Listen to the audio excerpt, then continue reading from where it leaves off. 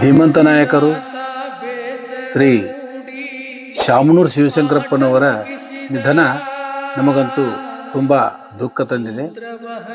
ವಿಜಯಪುರ ಜಿಲ್ಲೆಯಲ್ಲಿ 1930ರಲ್ಲಿ ಅವರು ತಂದೆ ಕಲ್ಲಪ್ಪ, ತಾಯಿ ಸಾವಿತ್ರಮ್ಮನವರ ಗರ್ಭದಲ್ಲಿ ಜನಿಸಿ ಹಿರಿಯ ಪುತ್ರರಾಗಿ ಜನಿಸಿ ಅವರ ತಂದೆಗೆ 7 ಜನ ಮಕ್ಕಳಲ್ಲಿ ಇವರು ಮೊದಲನೆಯವರು.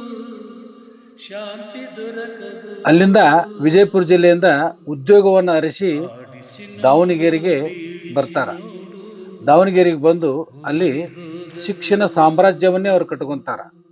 ಉದ್ಯೋಗ ಅರಸಿ ಹೋಗಿದ್ರು, ಶಿಕ್ಷಣ ಸಾಮ್ರಾಜ್ಯವನ್ನು ಕಟ್ಟಿಕೊಂಡು ಸುಮಾರು 6 ಬಾರಿ ಶಾಸಕರಾಕಾರ.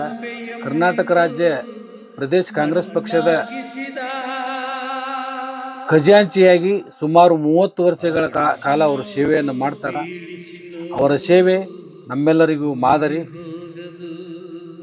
ಅವರಿಗೆ ಇನ್ನೊಂದು ಹೆಸರಿತ್ತು, ರಾಜಕೀಯ ಭೀಷ್ಮರೆಂದು ಅವರನ್ನ ಕರ್ನಾಟಕದ ರಾಜ್ಯದ ಜನತೆ ಕರೀತಾರೆ. ಅಂತ ಒಬ್ಬ ಭೀಷ್ಮರನ್ನು, ರಾಜಕೀಯ ಪಕ್ಷದ ಹಿರಿಯ ಶಾಸಕರನ್ನು ಕಳೆದುಕೊಂಡು ನಮ್ಮ ಕರ್ನಾಟಕದ ಜನತೆ ಇವತ್ತು ದುಃಖದ ಮಡುವಿನಲ್ಲಿದೆ. ಅವರಿಗೆ ದಾವಣಗೆರೆ ಧನಿನೂ ಅಂತಿದ್ರು. ದಾವಣಗೆರೆಯಲ್ಲಿ ಶಿಕ್ಷಣ ಕ್ರಾಂತಿಯನ್ನೇ ಮಾಡಿದಂಥ ಯಾವುದಾದ್ರೂ ವ್ಯಕ್ತಿ ಇದ್ರೆ ಅದು ನಮ್ಮ ಹಿರಿಯ ರಾಜಕಾರಣಿಗಳಾಗಿರ್ತಕ್ಕಂಥ ಶ್ರೀ ದಿವಂಗತ ಶಾಮನೂರು ಶಿವಶಂಕರಪ್ಪನವರು. ಇಂತಹ ಒಬ್ಬ ನಾಯಕನನ್ನ ಕಳೆದುಕೊಂಡು ರಾಜ್ಯದ ಜನತೆ ಮತ್ತು ವಿಶೇಷವಾಗಿ ಕರ್ನಾಟಕ ಕಾಂಗ್ರೆಸ್ ಪಕ್ಷ ಬಡವಾಗಿದೆ.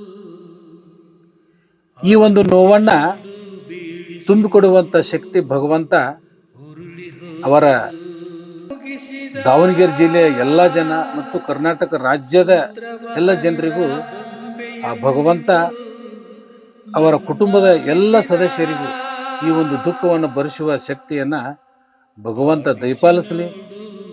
ಇನ್ನೊಮ್ಮೆ ಇಂಥ ಒಬ್ಬ ಧೀಮಂತ ನಾಯಕ ಹುಟ್ಟಿ ನಮ್ಮ ರಾಜ್ಯಕ್ಕೆ ಬರಲಿ ಅಂತ ನಾವು ಆಶಿಸ್ತೀವಿ. ನಮಗೂ ಈ ಒಂದು ಶಾಮನೂರು ಶಿವಶಂಕರಪ್ಪನವರ ಅಗಲಿಕೆ ಬಹಳ ದುಃಖ ತಂದಿದೆ.